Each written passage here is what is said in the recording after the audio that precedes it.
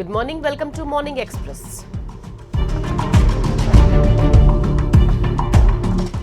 రేవంత్ రెడ్డి పాలనలో రాష్ట్రంలో అన్ని వర్గాలు ఆక్రోశంగా ఉన్నాయన్నారు బీఆర్ఎస్ వర్కింగ్ ప్రెసిడెంట్ కేటీఆర్. కేవలం డైవర్షన్లతోనే రేవంత్ సర్కార్ కాలం వెల్లదీస్తుందన్నారు.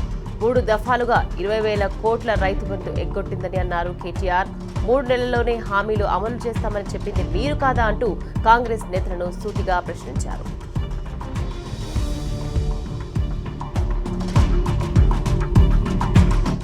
సుదీర్ఘ రాజకీయ అనుభవం ఉన్న మాజీ మంత్రి జీవన్ రెడ్డిని బీఆర్ఎస్ లోకి ఆహ్వానించారు BRS working president KTR.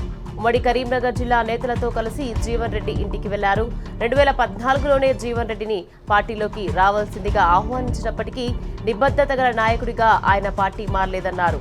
KCR తో జీవన్ రెడ్డి 4 దశాబ్దాల అనుబంధం ఉందని ఈ సందర్భంగా గుర్తు చేశారు కేటీఆర్. రేవంత్ 2.5 ఏళ్ల పాలనలో రాష్ట్రం ఆగమైందని మాజీ మంత్రి జీవన్ రెడ్డి విరుచుకుపడ్డారు. బీఆర్ఎస్ పాలనలో స్వర్ణ యుగాన్ని తలపించిన తెలంగాణ రేవంత్ పాలనలో తిరోగమన దిశలో ప్రయాణిస్తుందని మండిపడ్డారు. కాంగ్రెస్ పార్టీతో తనది 4 దశాబ్దాల అనుబంధమని, రేవంత్ పాలనలో మానసిక క్షోభకు గురయ్యారని తెలిపారు. రాష్ట్ర భవిష్యత్తు కోసం, ప్రజాహితం కోసం బీఆర్ఎస్ లో చేరాలని నిర్ణయం తీసుకున్నారని స్పష్టం చేశారు. వచ్చే ఎన్నికల్లో గులాబీ పార్టీ విజయం సాధిస్తుందని జీవన్ రెడ్డి తేల్చి చెప్పారు.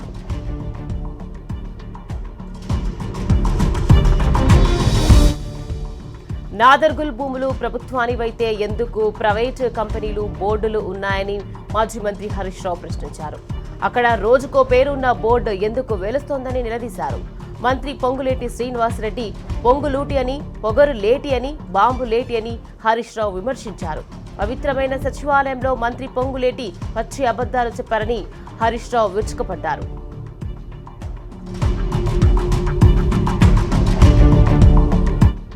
గత 8 ఏళ్లుగా గ్రీన్ ఇండియా ఛాలెంజ్ కార్యక్రమం ఓ ప్రజా ఉద్యమంలా కొనసాగుతోందని బీఆర్ఎస్ మాజీ ఎంపీ సంతోష్ కుమార్ అన్నారు.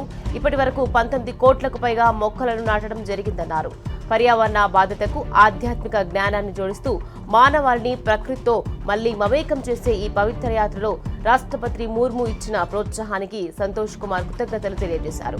రాష్ట్రపతి భవన్లో ద్రౌపది ముర్మును కలిసి వృక్షవేదం 2.0 పుస్తకాన్ని అందజేశారు. ఈ సందర్భంగా సంతోష్ కుమార్ నిర్వహిస్తున్న కార్యక్రమాల పట్ల రాష్ట్రపతి అభినందనలు తెలియజేశారు.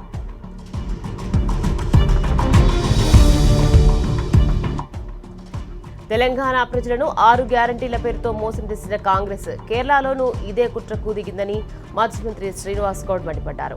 ఇక్కడ ఒక్క గ్యారంటీ కూడా అమలు చేయలేదని, కేరళలోనూ ఇలాగే మోసం చేస్తారని చెప్పడానికి రేవంత్ మంత్రివర్గం అక్కడ ప్రచారానికి వెళ్లిందా అని ప్రశ్నించారు. వీళ్లను నమ్మితే కేరళ కూడా దివాలా తీస్తదని అన్నారు శ్రీనివాస్ గౌడ్.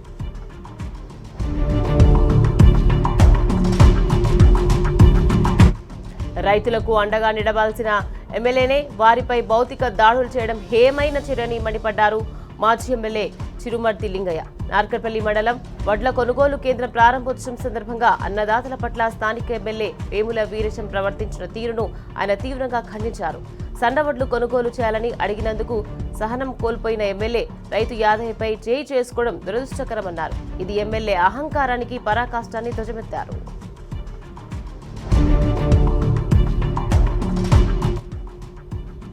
హైదరాబాద్ నగరం ఎంతో మంది కుస్తీ వీరులను అందించిందని మాజీ మంత్రి ఎమ్మెల్యే తలసాని శ్రీనివాస్ యాదవ్ అన్నారు.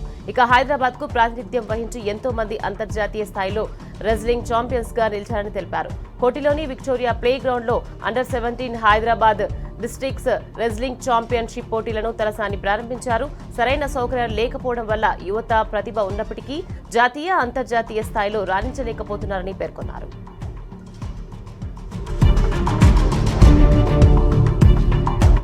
క్రీడల ద్వారా మానసిక ఉల్లాసం, శారీరక దృఢత్వం పెంపొందుతోనని బీఆర్ఎస్ నాయకులు అన్నారు. రాజన్న సిరిసిల్ల జిల్లా వేములవాడ రూరల్ మండలం మర్రిపల్లిలో శుక్రవారం నుండి ఈ నెల 25 వరకు కేసీఆర్ కప్ క్రికెట్ టోర్నమెంట్ నిర్వహిస్తున్నారు. ఈ సందర్భంగా టోర్నమెంట్ నిర్వహించే క్రీడా ప్రాంగణాన్ని బీఆర్ఎస్ నేతలు పరిశీలించారు.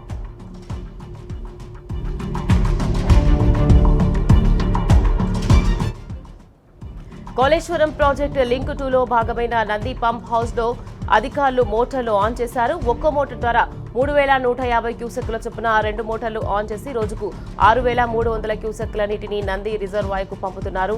అక్కడి నుంచి కెనాల్ ఛానల్ ద్వారా రాజరాజేశ్వర రిజర్వాయర్ పంపింగ్ చేస్తున్నారు. కేసీఆర్ ముందు చూపు చర్యల కారణంగా మండు వేసవిలో సాగు తాగునీటి కష్టాలు లేకుండా చేశారని సంతోషం వ్యక్తం చేస్తున్నారు రైతులు.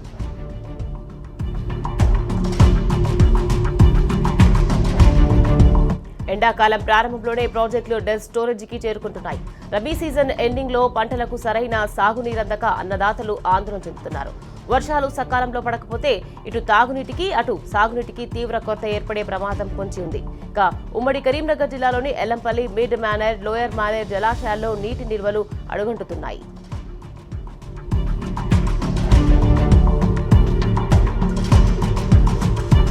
ప్రభుత్వ వైద్యునిపై భూపాలపల్లి కాంగ్రెస్ ఎమ్మెల్యే గండ్ర సత్యనారాయణరావు నోరు పారేసుకున్నారు. అనరాని మాటలతో అసభ్యంగా దూషించారు. యూజ్లెస్ ఫెల్లో అంటూ అందరి ముందే తూలనాడారు. సభ్యత సంస్కారం మర్చి కాంగ్రెస్ నాయకులు వ్యవహరిస్తున్నారని స్థానికులు విమర్శిస్తున్నారు.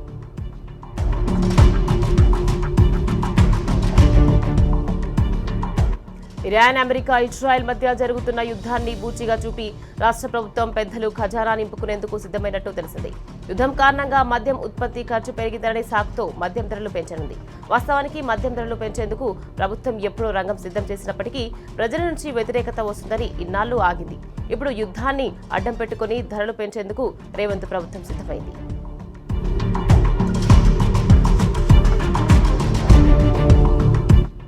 హైదరాబాద్ ఆటోనగర్లో లారీ ఓనర్లు నిరసనకు దిగారు. కేంద్ర ప్రభుత్వం తీసుకొచ్చిన ఫిట్నెస్ రేడియం స్టిక్కరింగ్ ధరలకు వ్యతిరేకంగా భారీ ర్యాలీ నిర్వహించారు. ధరల పెంపుపై ప్రభుత్వం విడుదల చేసిన జీవో కాపీని తగలబెట్టారు.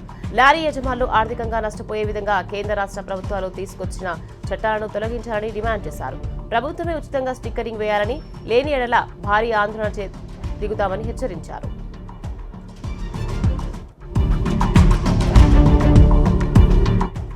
నాగర్ కర్నూలు జిల్లా పెంట్లవెల్లి మండలం గోపాలపురంలో సెల్ ఫోన్ టవర్ నిర్మాణంపై ఉద్రిక్తత నెలకొంది. 177 సర్వే నెంబర్లో ఏర్పాటు చేయనున్న టవర్కు వ్యతిరేకంగా గ్రామస్తులు ధర్నాకు దిగారు. టవర్ వల్ల రేడియేషన్ ప్రభావం పెరిగి ప్రజల ఆరోగ్యంపై ప్రతికూల ప్రభావం పడుతుందని తెలిపారు. మాకు వద్దు సెల్ ఫోన్ టవర్, మా ప్రాణాలు మాకు ముద్దు అంటూ నినాదాలు చేశారు.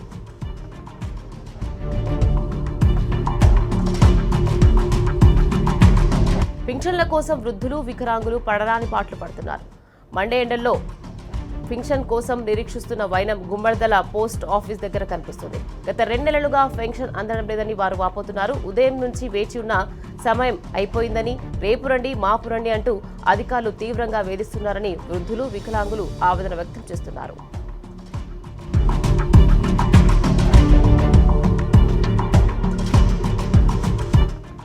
మాజీ జెడ్పీటీసీ వడ్డెపల్లి శ్రీనివాస్తో తనకు ప్రాణహాని ఉందంటూ జోగులాంబ గద్వాల్ జిల్లా వడ్డెపల్లి మున్సిపల్ కమిషనర్ రాజయ్య ఆవేదన వ్యక్తం చేశారు. మున్సిపాలిటీలో కోఆప్షన్ ఎన్నిక జరుగుతున్న సమయంలో శ్రీనివాస్ తన అనుచరులతో ఛాంబర్లోకి దూసుకొచ్చి దాడికి యత్నించాడని తెలిపారు. ఈ ఘటనపై పోలీసులకు ఫిర్యాదు చేశానని, తనకు ఏం జరిగినా వడ్డెపల్లి శ్రీనివాస్ అతని అనుచరులదే బాధ్యతని రాజయ్య వెల్లడించారు.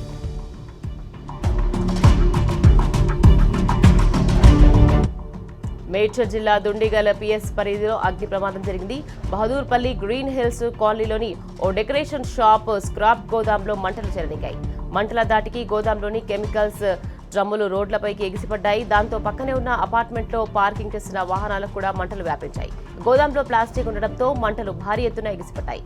స్థానికుల సమాచారంతో ఘటనా స్థలానికి చేరుకున్న ఫైర్ సిబ్బంది మంటలను అదుపులోకి తెచ్చారు.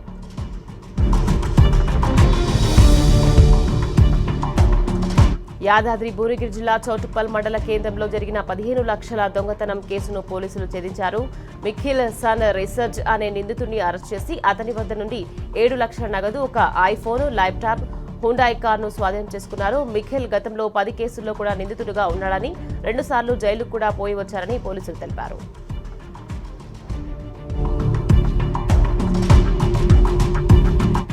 మంచిర్యాల జిల్లా శ్రీరాంపూర్ సింగరేణి ఏరియా RK5 గనిలో ప్రమాదం చోటు చేసుకుంది. ASDL యంత్రానికి గ్యాస్ వెల్డింగ్ చేస్తుండగా పేలుడు సంభవించింది.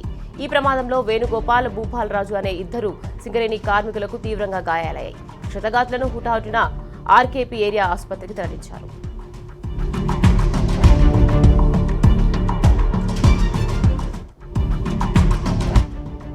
విధులు ముగించుకుని నడుచుకుంటూ ఇంటికి వెళ్తున్న పారిశుద్ధ్య కార్మికురాలిని ఓ ఆర్టీసీ బస్సు వేగంగా ఢీకొట్టింది. దీంతో పుష్ప అనే ఆ కార్మికురాలు అక్కడికక్కడే మృతి చెందింది. అంబర్పేట్ అలీకేఫ్ చౌరస్తాలో జరిగిన ఈ ఘటన తీవ్రంగా కలిచివేసింది.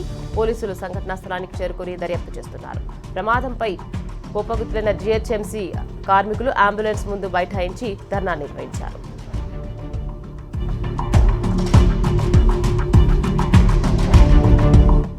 నల్గొండ జిల్లాలో రైలు ప్రమాదం జరిగింది. తిప్పర్తి సమీపంలో సింహాద్రి ఎక్స్ప్రెస్ రైలు గేదెను ఢీకొట్టింది. దీంతో రైలు ఇంజన్ ముందుకు వెళ్లేందుకు మొరాయించడంతో నల్గొండ మిర్యాలగూడ మార్గంలో పలు రైళ్ల రాకపోకలకు అంతరాయం ఏర్పడింది.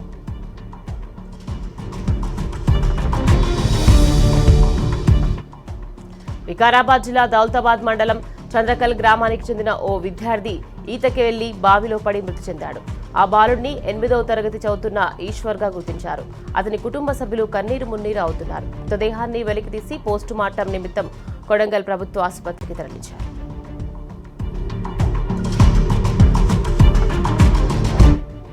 జగిత్యాల జిల్లా కొరుట్ల పట్టణంలోని చిన్న తోటవాడలో పిచ్చికుక్క స్వైర విహారం చేసింది. 4 సంవత్సరాల బాలునిపై పిచ్చికుక్క దాడి చేసి తీవ్రంగా గాయపరిచింది.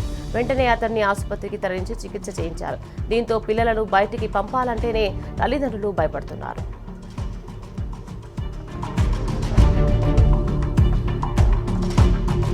భూపాలపల్లి మున్సిపాలిటీ శ్మశాన వాటిక అభివృద్ధి పనులపై కౌన్సిలర్లు మున్సిపల్ చైర్మన్ కు మధ్య వాగ్వాదం జరిగింది. అభివృద్ధి పనులపై ఎన్నిసార్లు విన్నవించినా ఫలితం లేకపోవడంతో కొందరు కౌన్సిలర్లు సొంత నిధులతో పిచ్చి మొక్కలను తొలగిస్తూ శుభ్రం చేసే పనిలో పడ్డారు. ఇక విషయం తెలిసిన మున్సిపల్ చైర్మన్ కొమరయ్య హుటాహుటిన అక్కడికి చేరుకొని పనులను అడ్డుకోవడంతో ఇరువురి మధ్య మాటల యుద్ధం జరిగింది. శ్మశాన వాటిక అభివృద్ధిపై పాలకవర్గ సమావేశంలో చర్చిద్దామని చైర్మన్ మాట ఇవ్వడంతో గొడవ సద్దుమణిగింది.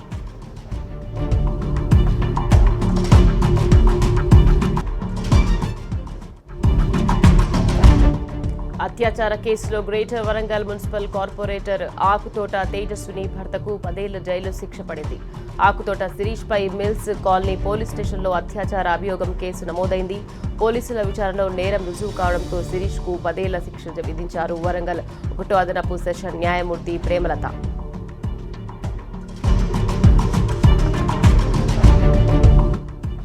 వరంగల్ కాకతీయ మెడికల్ కళాశాలలో ర్యాగింగ్ కలకలం రేపింది. బీఎస్సీ చదువుతున్న సీనియర్ జూనియర్ విద్యార్థుల మధ్య ఘర్షణ జరిగింది. బీఎస్సీ రేడియాలజీ విభాగంలో ఓ సీనియర్ విద్యార్థి జూనియర్పై దాడి చేశారు. ఈ విషయంపై జూనియర్ విద్యార్థి తల్లిదండ్రులకు కళాశాల ప్రిన్సిపాల్ డాక్టర్ సంధ్యను కలిసి ఫిర్యాదు చేయడంతో విచారణ చేపట్టారు. దాడికి పాల్పడిన సీనియర్ విద్యార్థిని సస్పెండ్ చేసినట్లు సమాచారం.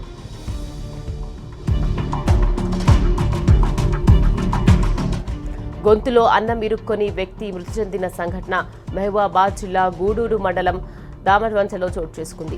పిల్లిగుండ్ల తండ్లకు చెందిన బానోత్ బిచ్చ రాత్రి సమయంలో భోజనం చేస్తున్న సమయంలో గొంతులో అన్నం ఇరుక్కుపోయింది. దీంతో ఒక్కసారిగా బిచ్చాకు ఊపిరాడకపోవడంతో కుటుంబ సభ్యులు ఆసుపత్రికి తరలిస్తుండగా మార్గ మధ్యలో మృతి చెందాడు. ఈ విషయంపై పోలీసులు కేసు నమోదు చేసి విచారణ చేపట్టారు.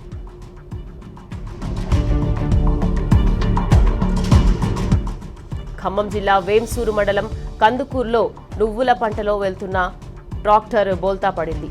8 మంది కూలీలు గాయాలయ్యాయి.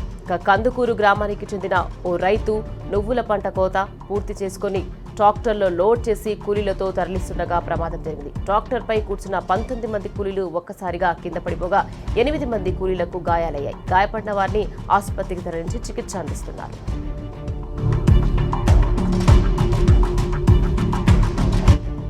ఖమ్మం జిల్లా పెనుబల్లి మండలంలో పట్టపగలు జరిగిన చోరీ స్థానికంగా కలకలం రేపింది. దొంగలు బంగారం, వెండి ఆభరణాలతో పాటు వంట నూనె, గ్యాస్ సిలిండర్ను కూడా ఎత్తుకెళ్లడం ఆశ్చర్యానికి గురిచేస్తుంది. జార్ఖండ్ నుంచి వచ్చిన లంకపల్లి గ్రామంలో నివాసం ఉంటున్న మొహమ్మద్ కమలుద్దీన్ ఇంటికి తాళం వేసి పని మీద వెళ్లారు. తిరిగి ఇంటికి వచ్చేసరికి బీరువా తాళాలు పగలగొట్టి అందులోని 10,000 నగదుతో పాటు 5 గ్రాముల బంగారు ఆభరణాలు, 454 గ్రాముల వెండి ఆభరణాలు దోచుకెళ్లారు. నగలు, డబ్బుతో పాటు నిత్యావసర సరుకులు, 15 లీటర్ల వంట నూనె, గ్యాస్ సిలిండర్ను కూడా దొంగిలించారు. బాధితుని ఫిర్యాదు మేరకు పోలీసులు కేసు నమోదు చేసి విచారణ చేపట్టారు.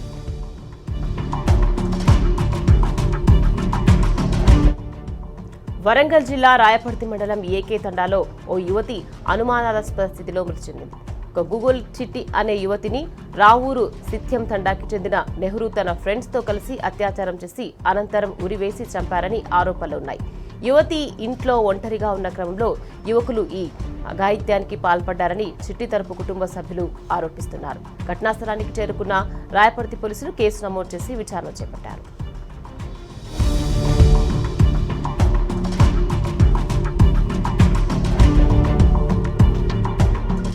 శంషాబాద్ విమానాశ్రయంలో అధికారులు భారీగా గంజాయిని పట్టుకున్నారు. దాదాపు 4 కోట్ల విలువైన 13 కిలోల హైడ్రోఫోనిక్ గంజాయిని స్వాధీనం చేసుకున్నారు. బ్యాంకాక్ నుంచి వచ్చిన ప్రయాణికుడు బ్యాగులో గంజాయిని తరలిస్తుండగా అధికారులు పట్టుకున్నారు. నిందితునితో పాటు మరో వ్యక్తిని అధికారులు అరెస్ట్ చేశారు.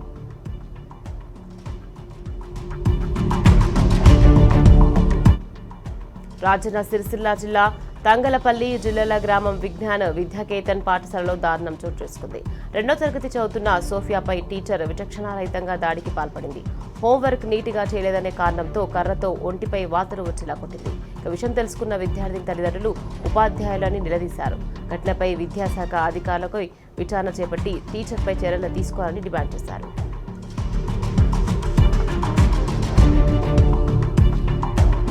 గోపాలపేట మండలం తాడిపర్తి గ్రామంలో వ్యక్తిపై అడవి పంది దాడి చేసింది.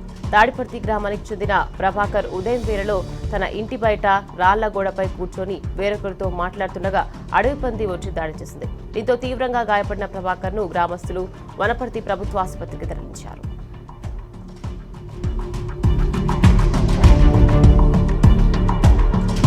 పెద్దపల్లి జిల్లా రామగుండం పారిశ్రామిక ప్రాంతంలోని కొందరు రేషన్ డీలర్ల చేతివాటంతో వినియోగదారులు నష్టపోతున్నారు. పేదలకు ప్రభుత్వం పంపిణీ చేసే రేషన్ బియ్యం తూకంలో మోసం చేస్తున్నారు. గోదావరికని జవహర్ నగర్లోని ఓ రేషన్ షాప్ వద్ద 72 కిలోల బియ్యం తీసుకున్న ఓ వినియోగదారునికి 4 కిలోల బియ్యం తూకంలో తేడా వచ్చాయి. దీంతో వినియోగదారులు డీలర్తో వాగ్వాదానికి దిగారు. అది కంప్యూటర్ జంపింగ్ అంటూ సింపుల్ గా డీలర్ తప్పించుకున్నాడు. రేషన్ డీలర్ పేద ప్రజల పొట్ట కొట్టి ఇతర రాష్ట్రాలకు బియ్యం విక్రయిస్తున్నారని వినియోగదారులు ఆరోపిస్తున్నారు.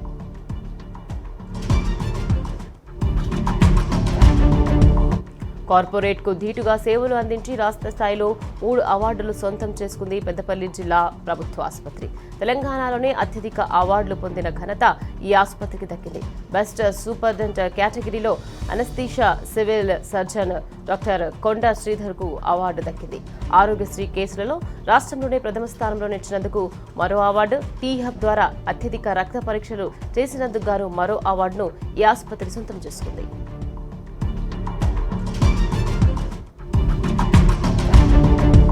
తెలంగాణలో గరిష్ట ఉష్ణోగ్రతలు నమోదయ్యే అవకాశం ఉందని వాతావరణ శాఖ హెచ్చరికలు జారీ చేసింది.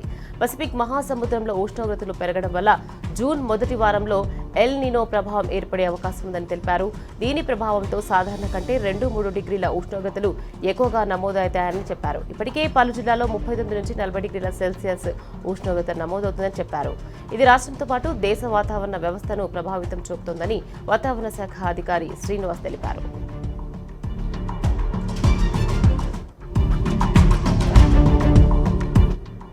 బెంగళూరులో హృదయ విదారక ఘటన చోటు చేసుకుంది. 7.5 వయసున్న చిన్నారి మొదటి అంతస్తు పై నుండి కింద పడిపోవడంతో తీవ్ర గాయాల పాలైంది. దీంతో చిన్నారి తల్లి షాక్కు గురై స్పృహ తప్పి పడిపోయింది. వెంటనే స్థానికులు ఇద్దరిని సమీప ప్రభుత్వ ఆసుపత్రికి తరలించారు. ప్రస్తుతం చిన్నారి పరిస్థితి విషమంగా ఉందని వైద్యులు తెలిపారు. తల్లి కూడా ఐసీయూలో చికిత్స పొందుతుందని చెప్పారు. పోలీసులు కేసు నమోదు చేసి దర్యాప్తు చేపట్టారు.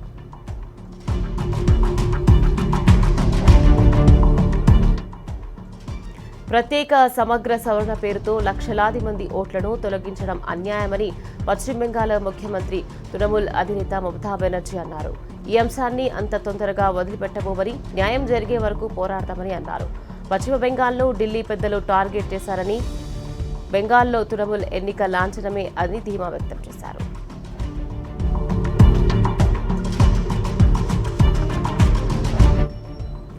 మహారాష్ట్రలోని బారామతి అసెంబ్లీ ఉప ఎన్నిక ఏకగ్రీవం కానుంది. ఈ నియోజకవర్గం నుండి దివంగత నేత అజిత్ పవార్ సతీమణి సునేత్ర పవార్ ఎన్సీపీ తరపున పోటీ చేస్తున్నారు. మొదట్లో ఏకగ్రీవం కోసం ఆమె ఎంతో ప్రయత్నం చేశారు. అందుకు కాంగ్రెస్ అంగీకరించలేదు.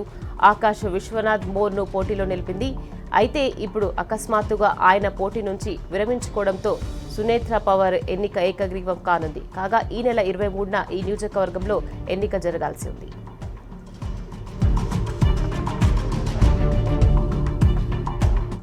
నియోజకవర్గాల పునర్విభజన దక్షిణాది రాష్ట్రాలకు తీవ్ర నష్టం కలిగిస్తుందని తమిళనాడు ముఖ్యమంత్రి ఎంకే స్టాలిన్ అన్నారు. ముఖ్యంగా ప్రజల హక్కులను తీవ్ర హాని కలిగిస్తుందని ఆయన ఆందోళన వ్యక్తం చేశారు. ఇది పూర్తిగా బీజేపీ చేస్తున్న కుట్రే అని అన్నారు. దీన్ని తమ పార్టీ చూస్తూ ఊరుకోదని, నియోజకవర్గాల పునర్విభజనను వ్యతిరేకించే చర్యల్లో భాగంగా ప్రాణ త్యాగానికైనా సిద్ధమని స్టాలిన్ అన్నారు.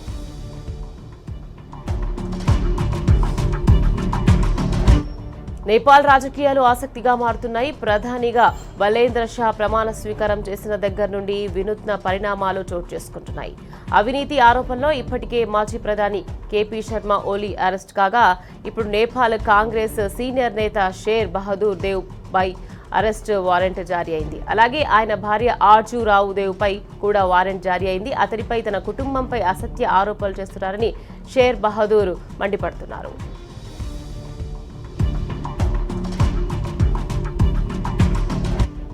కాల్పుల విరమణ ఒప్పందం అమలు వేళ సంచలన వ్యాఖ్యలు చేశారు America vice president JD Vance. Iran Hormuz జలసంధిని తెరవకపోతే అమెరికా కూడా ఈ ఒప్పందానికి కట్టుబడి ఉండదని స్పష్టం చేశారు. కాల్పుల విరమణ అంటే పరస్పరం ఒప్పందమన్న ఆయన దాన్ని ఉల్లంఘిస్తే పరిణామాలు తీవ్రంగా ఉంటాయని హెచ్చరించారు. మరోవైపు శాంతి చర్చల కోసం జేడీ వ్యాన్స్ ను పంపుతున్న ట్రంప్ చర్చలు విఫలమైతే దానికి జేడీ వ్యాన్స్ బాధ్యత వహించాలని కండిషన్ పెట్టారు. దీంతో వ్యాన్స్ పరిస్థితి ముందు నుయ్యి వెనక గొయ్యి అన్నట్టుగా మారింది.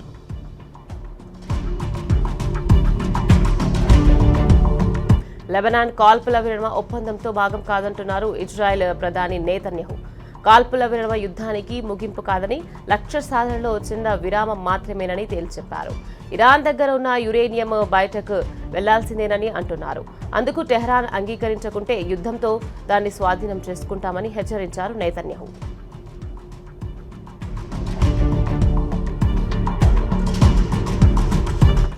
పశ్చిమాసియాలో ఉత్కంఠకు తెరపడలేదు. ఉద్రిక్తతలు ఇంకా చల్లారలేదు. అమెరికా ఇరాన్ మధ్య కాల్పుల విరమణ అంగీకారం కుదిరినా ఇజ్రాయెల్ తన తీరును మార్చుకోలేదు. లెబనాన్పై భీకర దాడులతో విడుచుకుపడుతుంది. దీంతో సీజ్ ఫైర్ డీల్ అమల్లోకి వచ్చినట్టే కనిపించినా తాజా దాడులతో పరిస్థితి మళ్లీ మొదటికొచ్చింది. ఇక పశ్చిమాసియాలో ఉద్రిక్తతలు తారాస్థాయికి చేరడంతో ఇరాన్ సంచలన నిర్ణయం తీసుకుంది. లెబనాన్పై ఇజ్రాయెల్ వైఖరికి నిరసనగా హార్ముజ్ జలసంధిని మళ్లీ మూసేసింది.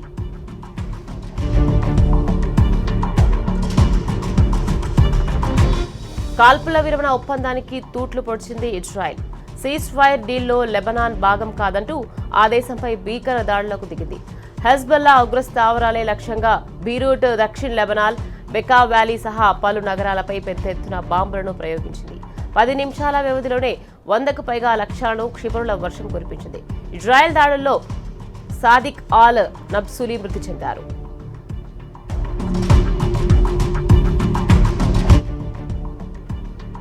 చర్చలకు సంబంధించి పాకిస్తాన్ పాత్రపై ఇజ్రాయెల్ అనేక సందేహాలను వ్యక్తం చేసింది.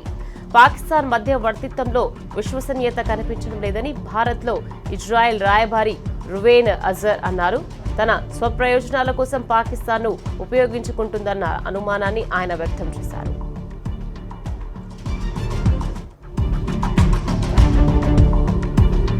నాటో తీరుపై అమెరికా అధ్యక్షుడు డొనాల్డ్ ట్రంప్ మరోసారి విమర్శలు గుప్పించారు.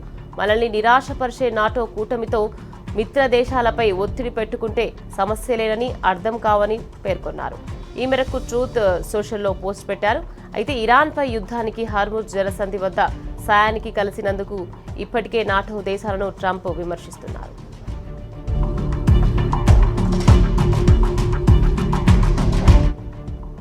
ఐపీఎల్లో భాగంగా కోల్కతా నైట్ రైడర్స్లో జరిగిన మ్యాచ్లో లక్నవూ సూపర్ జైంట్స్ 3 వికెట్ల తేడాతో విజయం సాధించింది. తొలుత బ్యాటింగ్ చేసిన కోల్కతా నిర్ణీత 20 ఓవర్లలో 4 వికెట్ల నష్టానికి 181 పరుగులు చేసి కోల్కతా నిర్ణయించిన లక్ష్యాన్ని 20 ఓవర్లలో 7 వికెట్ల నష్టానికి లక్నవూ ఛేదించింది.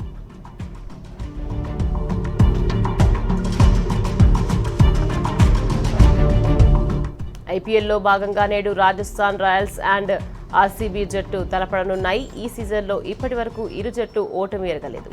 ఇప్పటి వరకు ఆర్ఆర్ 3 మ్యాచ్లు ఆడగా అన్నిట్లోనూ విజయం సాధించింది. అలాగే ఆర్సీబీ కూడా 2 మ్యాచ్లు ఆడగా రెండింటిలోనూ విజయం సాధించింది. ఈరోజు 7:30 గంటలకు గువాహతి వేదికగా ప్రారంభం కానున్న మ్యాచ్లో ఏ జట్టు ఓటమి చవిచూస్తుందో వేచి చూడాలి.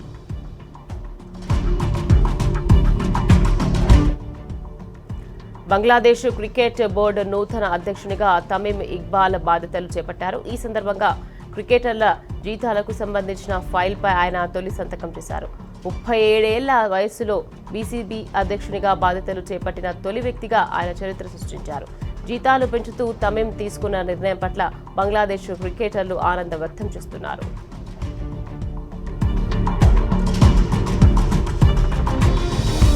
ఆసక్తికర కథనాలతో ప్రేక్షకులను అలరిస్తుంటాయి మలయాళ చిత్రాలు. ముఖ్యంగా క్రైమ్, మిస్టరీ, థ్రిల్లర్ గురించి ప్రత్యేకంగా చెప్పాల్సిన పని లేదు.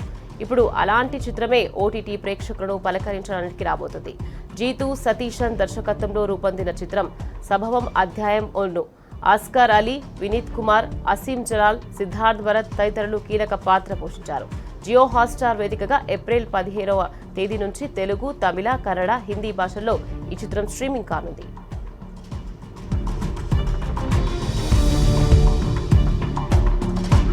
తమిళనాడు అసెంబ్లీ ఎన్నికల ప్రచారంలో బిజీగా ఉన్న టీవీకే అధిపతి విజయ్కి ఊహించని షాక్ తగిలింది. ఆయన నటించిన జననాయగన్ సినిమా విడుదలకు ముందే ఆన్లైన్లో వైరల్ అవుతుంది. రాజకీయాలపై సెటైరికల్ గా వస్తున్న ఈ చిత్రంలోని 5 నిమిషాల క్లిప్ ను పైరసీ వీరులు నెట్టింట పెట్టేశారు. దీంతో ఆగ్రహించిన విజయ్ అభిమానులు లీక్ చేసిన వాళ్లపై వెంటనే చర్యలు తీసుకోవాలని డిమాండ్ చేస్తున్నారు. టీబీకే చీఫ్ విజయ్ కొత్త సినిమా జననాయగన్ వాయిదాల పర్వం నడుస్తున్న వేళ సినిమాలోని కొన్ని సీన్లు లీక్ కావడం తమిళనాట దుమారం రేపుతోంది.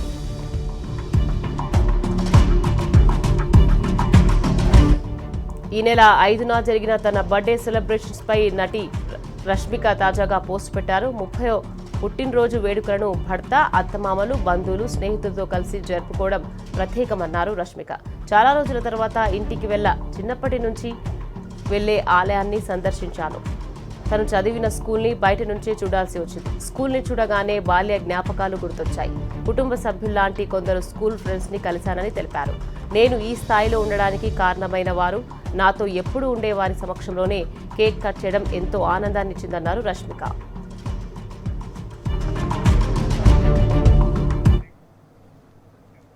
ఇది ఇవాల్టి morning express. Keep watching tea news.